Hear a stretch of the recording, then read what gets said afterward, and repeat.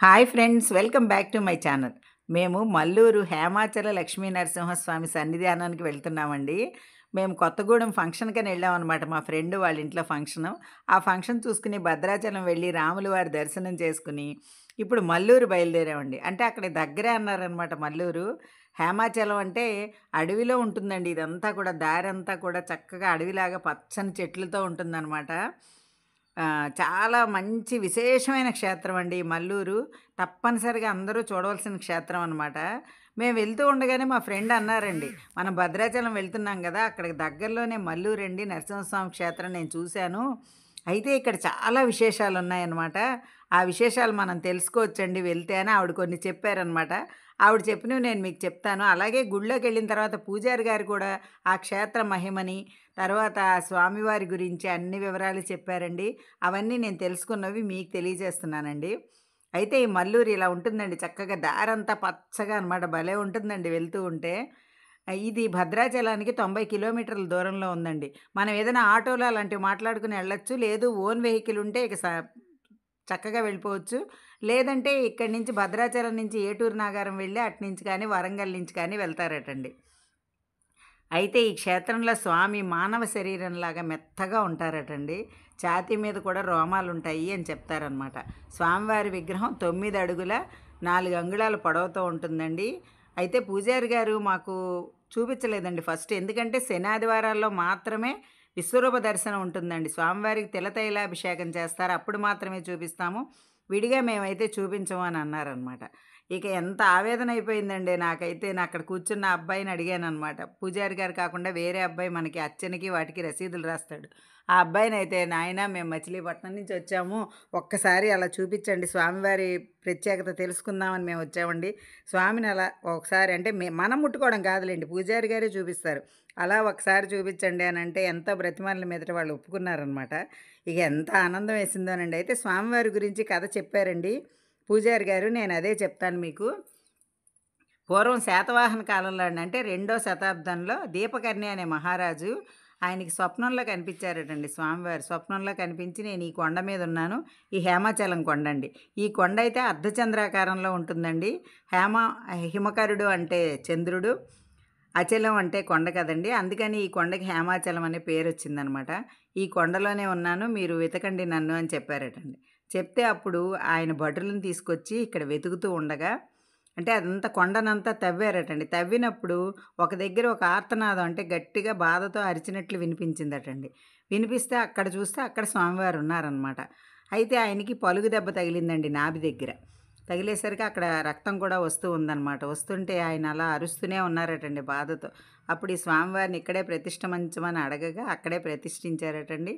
ఆ తర్వాత ఇంకా బాధతో ఆయనుంటే, "ఎలా స్వామి నీకు ఈ ఉపశమనం కలగాలంటే మేమేం చేయాలని" ఆ దీపకర్ణి మహారాజు అడిగితే, ఇక్కడ నాకు తిలతైలాభిషేకం, అంటే చూడండి మనం శనీశ్వరుడికి చేస్తాం కదా నువ్వుల నూనె అభిషేకం, అలా నాకు చేయమని చెప్పని అడిగారటండి. ఆ అభిషేకం చేస్తే నాకు ఉపశమనం కలుగుతుంది అంటే అప్పటినుంచి అవి చేస్తూ వచ్చారటండి. ఇప్పుడైతే ఆ దెబ్బ తగిలిన చోట ఇప్పటికి కూడా తడిలాగా వస్తుందటండి. ఫస్ట్ అలా వచ్చినప్పుడు పసుపు, గంధం పెట్టారటండి. మనం ఎప్పుడైనా చూడండి దెబ్బ తగిలితే గబుక్కున పసుపు పెట్టుకుంటాం కదా! అలా అనమాట. ఇప్పటికీ కూడా అక్కడ తడిలాగా వస్తుంది కాబట్టి పసుపు, గంధం కలిపి పెడతారటండి. అయితే ఆ పెట్టిన ఆ పదార్థానికి చాలా విశిష్టత ఉందండి. ఏంటంటే, ఆ పసుపు, గంధం కలిపిన దగ్గర అది మనం ప్రసాదంగా మనకిస్తారండి. పూజలు చేసి, ప్రత్యేక పూజలు చేసి ఇస్తారు. ఇచ్చినప్పుడు దాన్ని తీసుకుని, దానికి నియమాలు కూడా ఉంటాయండి. 6 నెలలని ఎన్నో ఉంటాయన్నమాట. ఆ నియమాలు పాటిస్తూ దాన్ని సేవిస్తే ఖచ్చితంగా సంతానం లేని వాళ్ళకి సంతానం కలుగుతుందని ఒక నమ్మకం అండి. అలా కలిగిన వాళ్ళు కూడా ఉన్నారు. అయితే మనం ఇప్పుడు చింతామణి జలపాతం దగ్గరికొచ్చామండి. ఈ జలపాతం ఏంటంటే, దీన్ని అక్కా చెల్లి జలపాతం అని కూడా అంటారటండి. స్వామివారికి ఇద్దరు భార్యలండి. ఆదిలక్ష్మి, చెంచులక్ష్మి అందరికీ తెలిసిందే ఈ విషయం. ఈ జలధార వస్తుంది కదా! ఇది ఎక్కడి నుంచి వస్తుందంటే స్వామివారి పాదాలు కిందకుంటాయండి. మనకు కనిపించవు. గుడిలో అయితే మనకు కనిపించవండి. ఆ స్వామివారి పాదాల దగ్గర నుంచి ఆ జలధార వస్తూ, వస్తూ అడవిలో ఎన్నో చెట్ల గుండా వస్తుందటండి. అయితే ఈ హేమాచలం అంతా సంజీవన లాంటి ప్రత్యేకమైన ఔషధ మొక్కలు, తర్వాత మూలికలతో కూడి ఉంటుందటండి. అటువైపు నుంచి వచ్చే జలధార కాబట్టి దీన్ని చింతామణి జలపాతం అని పేరండి. ఆ పేరుని రుద్రమదేవి పెట్టారటండి. ఇక్కడ కూడా ముడుపులు కట్టారు చూడండి. కొత్తగా పెళ్ళైన వాళ్ళొచ్చి దండలన్నీ ఇక్కడ పెట్టి ముడుపులు కట్టుకుని మొక్కుకుని వెళ్తారటండి. ఇక్కడో చెట్టుందండి.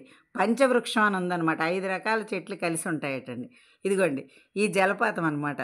ఈ జలపాతానికి ఇంకో ప్రత్యేకత కూడా ఉందటండి. మనుషుల్ని బట్టి జలపాతం దార పెరుగుతూ, తగ్గుతూ వస్తుందటండి. మనం తాగడానికైతే సన్నదారొస్తుంది. జనం ఎక్కువగా వస్తే కొంచెం పెద్దదవుతుందటండి. అసలు చాలా విశేషం అనిపించిందండి. ఇదిగోండి జలధార. ఇక్కడ పెద్ద దారొస్తుంది. ఆ కింద ఒక చిన్న దారొస్తుంది కదా! ఏ మినరల్ వాటర్ కూడా ఈ రుచికి సరికాదండి. అయితే ఈ ధారను కూడా అందరూ కూడా బాటిల్స్‌లో పట్టుకొని తీసుకెళ్తున్నారండి. ఎందుకంటే ఆరోగ్యానికి చాలా మంచిదటండి. ఎన్నో రుగ్మతలు తగ్గిస్తుంది ఈ జలధార. అంటే స్వామివారి పాదాల కింద నుంచి మూలికల మించి వస్తుంది కాబట్టి తగ్గిస్తుందని అంటారండి. ఈ వాటర్ పట్టుకెళ్ళి ఇంటికి తీసుకెళ్ళి కూడా తాగితే చాలా మంచిదంటారు. రాగి పాత్రలో ఒక తులసి దళం వేసుకుని తాగితే ఇంకా మంచిదటండి. అయితే ఇక్కడ స్వామివారిని పూజారి గారు ముట్టుకుని చూపించారండి. ఒక 100 రూపాయల నోటు ఇలా పెట్టి స్వామివారికి ఇలా నొక్కితే అది లోపలికి ఒక 2 అంగుళాలు లోపలికి వెళ్ళిందండి. మళ్ళీ దాన్ని తీసి మనకి చూపిస్తారనమాట. అంటే శరీరం మీద ఎక్కడ నొక్కినా కూడా అలా మెత్తగా ఉండే స్వామి అండి. అంటే మనిషి రూపంలో మనిషిని చూసినట్టు అలా అనమాట. అయితే అలా చేసినందుకు కూడా ఆ పూజారి గారు అంటే కొన్ని నియమాలు ఉంటాయటండి. 24,000 జపం చేయాలటండి. అయినా సరే సిద్ధపడి మీరందరూ అడిగారు కాబట్టి నేను చూపిస్తున్నాను అని చూపించారండి ఆ పూజారి గారు. అయితే నేను ఈ స్వామివారి గురించి మామూలుగా మన యూట్యూబ్ వీడియోల్లో అయితే చూశానండి. మనం వెళ్తూ ఉంటే మా ఫ్రెండ్ పుష్పగారు అన్నారనమాట, ఇలా మంచిదండి అక్కడ స్వామివారిని నేను కూడా దర్శించుకున్నానని. అలా అయ్యేసరికి అందుకని చెప్పని ఇక పట్టుదలగా వెళ్ళామన్నమాట అండి. ఆ స్వామివారిని చూసిన ఆనందం చూసారా మా మొహాల్లో?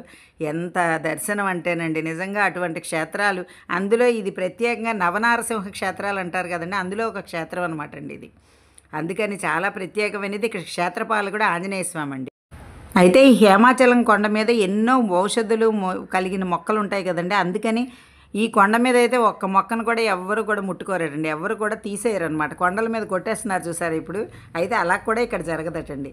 అయితే ఇక్కడ కోతులు అయితే చాలా ఎక్కువ ఉన్నాయండి. మీకు లాస్ట్లో చూపిస్తాను. ఇక చూసారా కనిపించింది. మా ఫ్రెండ్ చీర కూడా పట్టుకుంది.